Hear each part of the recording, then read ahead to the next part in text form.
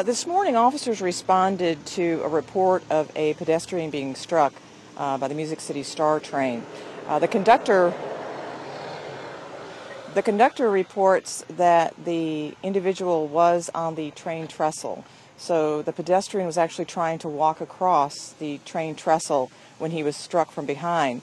There were some headphones recovered.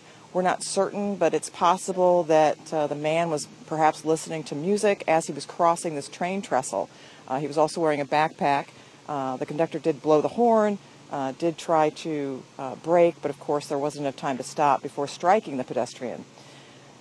Fire department personnel did recover the man's body from the Stones River. This is a train trestle that crosses the Stones River. We are working to positively identify the pedestrian, and also once that happens, then we'll be able to notify next of kin.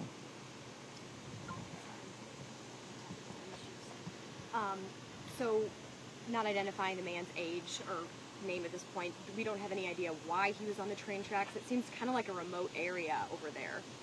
He was walking across the train trestle, presumably to cross the river. He was wearing a backpack. We have heard that there were headphones recovered or ear buds recovered. So it's possible his back was to the train. It's possible he did not hear the train coming. Chris, do you guys know if this was a homeless man? Do you have an address? He lived somewhere? We have no identification regarding the pedestrian at this time. The medical examiner will work to make positive identification. He was seriously hurt in this crash, so identification will be more challenging. But again, we will make identification. Once that occurs, then we'll notify next of kin. But at this point, we do not know who this individual is or his background.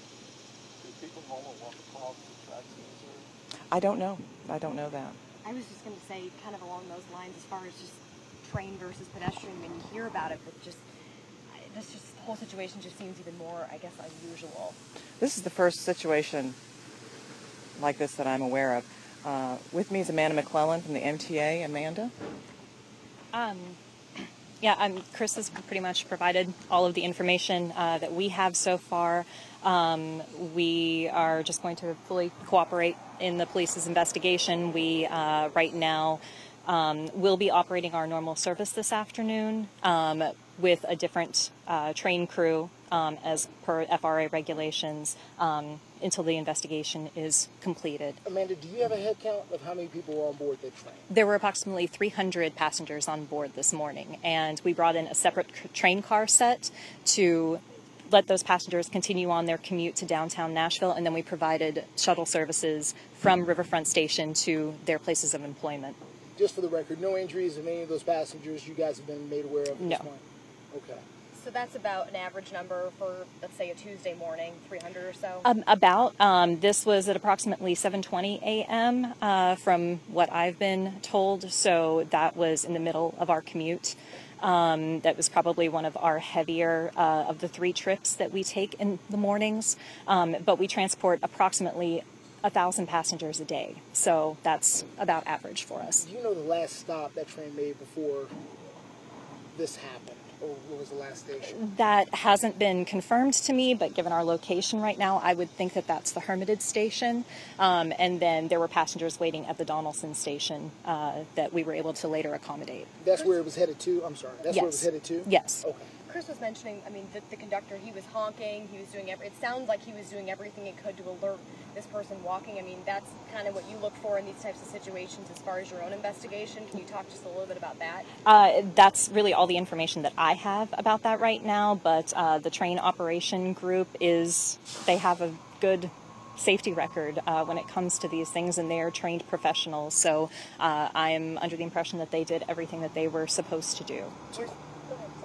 I'm sorry, 2 questions here. There used to be videotape ongoing of every single minute that the train was running, especially in the front end heading towards. If the tape was rolling during this particular incident? That hasn't been made aware to me right now, but okay. I can find that out. Also, real quick. Sometimes in these types of investigations, the NTSB and other government organizations like that step in. Do you know if anybody like that will step in for something like this? I'm not sure. I'm not sure whether or not they have yet, but if anyone is going to be investigating, we will fully cooperate with them and with the Nashville Metro PDs. So train is still on the tracks right now. I know, Chris, you mentioned everyone's been transferred to a different bus, or I'm sorry, rather a train. But the train is still actually on the tracks, and I assume it'll be there for quite some time. Unknown. Yeah, that's unknown to me right now. Will the train be operating this afternoon? This afternoon's operations will be as normal. We don't expect any delays.